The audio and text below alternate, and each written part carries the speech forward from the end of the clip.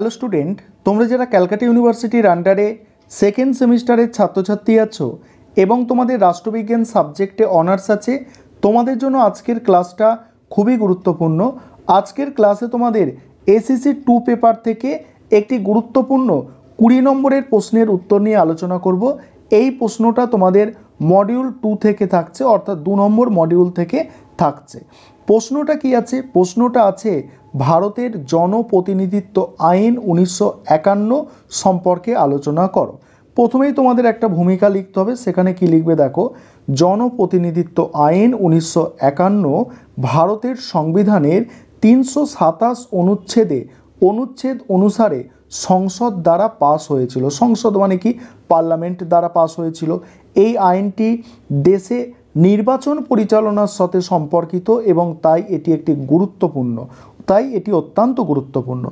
জনপ্রতিনিধিত্ব আইনের পটভূমি কি বলা হচ্ছে দেখো, ভারতীয় সংবিধানের 15 অংশে 324 থেকে 329 অনুচ্ছেদগুলি দেশের নির্বাচনী ব্যবস্থার জন্য প্রদান করে।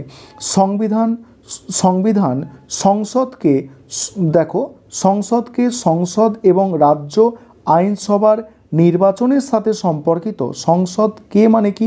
এটা পার্লামেন্টকে, আর সংসদ মানে কি? পার্লামেন্টের সদস্য, অর্থাৎ পার্লামেন্টের সদস্য এবং রাজ্য আইনসভার নির্বাচনের সাথে সম্পর্কিত সমস্ত বিষয়ে আইন প্রণয়নের ক্ষমতা প্রদান করে। দেশের নির্বাচন নিয়ন্ত্রণের জন্য সরকার 1950 সালে প্রথম আরপিএ অর্থাৎ জনপ্রতিনিধিত্ব আইন করে। আর এই আইনের জন্য বিধান করা হয়েছে। কি বিধান করা হয়েছে? এক হচ্ছে সরাসরি নির্বাচনের মাধ্যমে লোকসভা এবং বিধানসভার আসন বন্টন। 2 হচ্ছে নির্বাচনের জন্য ভোটারদের যোগ্যতা। তারপরে দেখো, নির্বাচনের জন্য কি ভোটারদের একটা যোগ্যতা আছে। তারপরে লোকসভা ও বিধানসভা উভয় নির্বাচনের জন্য কেন্দ্রীয় সীমাবদ্ধতা, সীমানা কমিশন দ্বারা নির্বাচনী এলাকার সীমা নির্ধারণ করা। তারপরে হচ্ছে ভারতীয় রাষ্ট্রপতি নির্বাচন কমিশনের সাথে যথাযথ আলোচনার পর নির্বাচনী এলাকা পরিবর্তন করতে পারেন। তারপরে দেখো, ভোটার তালিকা প্রণয়ন, একজন ব্যক্তিকে একটি নির্বাচনী এলাকার জন্য তালিকাভুক্ত করা যাবে না। বলছে দেখো, ভোটার তালিকা প্রণয়ন, তারপরে একজন ব্যক্তিকে একটি নির্বাচনী এলাকার জন্য তালিকাভুক্ত করা যাবে না। তারপরে বলা হচ্ছে দেখো, ভারতীয় নাগরিক না হলে তাকে অযোগ্য ঘোষণা করা যেতে পারে এবং ভোট দানে বাধা দেওয়া যেতে পারে। এবার হচ্ছে জনপ্রতিনিধিত্ব আইন 1951 বিধান। সেখানে কি বলা হচ্ছে দেখো, বিধানগুলিতে এতে দুর্নীতি ও নির্বাচন সংক্রান্ত অন্যান্য অবৈধ কর্মকাণ্ডের কথা বলা হয়েছে। আইনটি নির্বাচনের সাথে সম্পর্কিত বিষয়ে বিরোধ নিষ্পত্তির বিধান করে। তারপরে এটি যোগ্যতার পাশাপাশি সংসদ এবং বিধায়কদের অযোগ্যতার কারণ সম্পর্কে কথা বলে। তারপরে এই আইন সংশোধন করা হলো 1966 সালে। সেখানে কি বলা হয়েছে, এই সংশোধনী নির্বাচন ট্রাইব্যুনাল বিলুপ্ত করেছে। নির্বাচনী পিটিশন এখন হাইকোর্ট স্থানান্তরিত হয়েছে। তারপরে কিন্তু রাষ্ট্রপতি উপরাষ্ট্রপতি নির্বাচনের সাথে সম্পর্কিত বিরোধগুলি ভারতের সুপ্রিম কোর্ট সরাসরি শুনবে। তারপর আবার সংশোধন হলো 1988 সালে। সেখানে কি বলা হয়েছে, এই সংশোধনীতে বুথ ক্যাপচারিং এবং ইভিএমের কারণে ভোট গ্রহণ স্থগিত বা পাল্টা আদেশ বিধান করা হয়েছে। 2002 সালে সংশোধনে বলা হয়েছে যে 2002 সংশোধনী আইনটিতে 34 ধারা সন্নিবেশিত করেছে, যা মানুষের জন্য তথ্যের অধিকার প্রদান করে। এরপরে ভোটদাতাদের প্রার্থীদের পূর্বসূরি জানার অধিকার রয়েছে। তারপর দেখো, প্রতিদ্বন্দ্বী প্রার্থীদের তাদের মনোনয়ন দাখিল করার সময় অপরাধের পূর্বে দোষী সাব্যস্ত হওয়া বা তার কোনো অপরাধের জন্য অভিযুক্ত কিনা সে সম্পর্কে তথ্য প্রদান করতে হবে। তারপরে বলছে সংশোধনীতে প্রার্থীদের দ্বারা সম্পদ ও দায় ঘোষণার বিধানও অন্তর্ভুক্ত আছে। তারপরে 2010 সালের যে সংশোধনী আছে তাতে কি বলা হয়েছে দেখো, এখানে বলা হয়েছে এই সংশোধনী আইনটি ভারতীয়দের ভোটাধিকার প্রদান করা যায়, ঠিক আছে, প্রদান করে কি প্রদান করে দেখো, যারা প্রদান করে কি বলছে, এই সংশোধনী আইনে ভারতীয় ভোটাধিকার প্রদান করে যারা, তারা কি হচ্ছে দেখো এনআরআই। আর যদিও সংশোধনীটি এনআরআইদের নির্বাচনে প্রতিদ্বন্দ্বিতা করার অধিকার দেয় না। তারপরে দেখো এটি এনআরআইদের অনুপস্থিতিতে ভোট দেওয়ার অধিকার দেয় না। আর ভোটের সময় তাদের নির্বাচনী এলাকায় উপস্থিত থাকতে হবে। তারপরে জনপ্রতিনিধিত্ব যে সংশোধনী আইন, সেটা 2013 কি বলা হচ্ছে দেখো, পার্লামেন্টের উভয় কক্ষে পাস হয়, মূল পরিবর্তন হয়, পুলিশি হেফাজত বা কারাগারে থাকা একজন ব্যক্তি নির্বাচনের জন্য মনোনয়ন দাখিল করতে পারেন যতক্ষণ না ভোটার তালিকার তার নাম প্রবেশ করানো হয়, এমনকি যদি একজন ব্যক্তিকে ভোট দিতে নিষেধ করা হয়।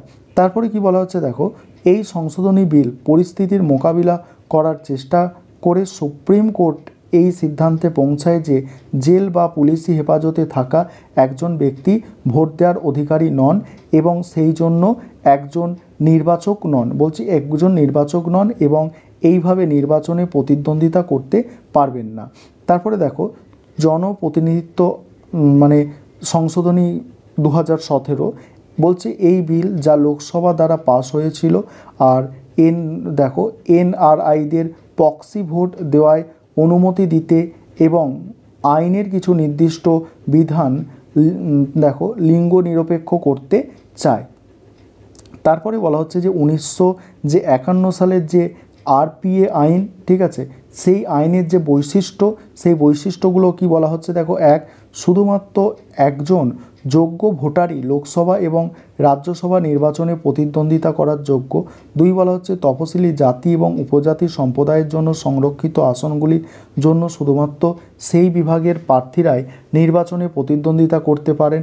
3 বলা হচ্ছে নিম্নোক্ত যে কোনো একটি দোষী সাব্যস্ত ব্যক্তি জেল থেকে মুক্তি পাওয়ার পর নির্বাচনে প্রতিদ্বন্দ্বিতা করার জন্য 6 বছরের জন্য অযোগ্য বলে বিবেচিত হবে। কি করলে তারা বলছে, শ্রেণীর মধ্যে ঘৃণা এবং শত্রুতা প্রচার করলে, নির্বাচনকে প্রভাবিত করেছে এমন ঘুষ দেওয়া, তারপর নারীদের বিরুদ্ধে ধর্ষণ বা অন্যান্য গুরুতর অপরাধ, ধর্মীয় বিভেদ ছড়াচ্ছে, অস্পৃশ্যতার চর্চা করছে, নিষিদ্ধ পণ্য আমদানি রপ্তানি করছে, বেআইনি ওষুধের পাশাপাশি অন্যান্য রাসায়নিক বিক্রি আর সেবন করা, যে কোনো আকারের সন্ত্রাসবাদে জড়িত অন্তত 2 বছরের কারাভোগ করেছেন।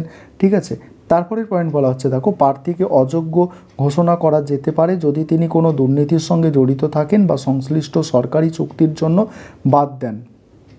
তারপরের পয়েন্ট হচ্ছে, প্রার্থী তার সম্পদ ঘোষণা করতে ব্যর্থ হলে অযোগ্য হতে পারে। প্রার্থীকে তার সম্পদ গ্রহণের দিন থেকে 90 দিনের মধ্যে তার সম্পদ এবং দায় ঘোষণা করতে হবে। তারপরে বলা হচ্ছে দেখো পরের পয়েন্ট, কোনো দল ভারতের মধ্যে যে কোনো ব্যক্তি বা সংস্থার কাছ থেকে অনুদান নিতে পারে, তবে সরকারি মালিকানাধীন নয় এবং বিদেশি সত্তা থেকে অনুদান অনুমোদিত নয়। আর প্রার্থীদের লোকসভা নির্বাচনের জন্য জামানত হিসাবে 25,000 টাকা এবং অন্যান্য সমস্ত নির্বাচনের জন্য 12,500 টাকা জমা দিতে হবে। আর SC ST হলে 50% হ্রাস, 50% সে ছাড় পাবে। আর এখানে বলা হচ্ছে এর কিছু সংজ্ঞা নির্ধারণ করা হয়েছে, অপরাধের কিছু সংজ্ঞা। ঘৃণা এবং শত্রুতা প্রচার করা একটা অপরাধ, সরকারি দায়িত্ব লঙ্ঘন এবং কোনো প্রার্থীকে সমর্থন প্রদান, তারপরে বুথ ক্যাপচারিং এবং ব্যালট পেপার অপসারণ, তারপরে ভোট গ্রহণ শেষে 2 দিনের মধ্যে মদ বিক্রিতে জড়িত, ভোটের আগে 48 ঘন্টার মধ্যে জনসভার ঘোষণা দেওয়া এবং গোলযোগ করা। এই ছিল আজকের ক্লাস, অর্থাৎ আজকে একটা গুরুত্বপূর্ণ প্রশ্ন তোমাদের আলোচনা করলাম। প্রশ্নটা কী ছিল আবারও বলছি, ভারতের জনপ্রতিনিধিত্ব আইন 1951। ঠিক আছে।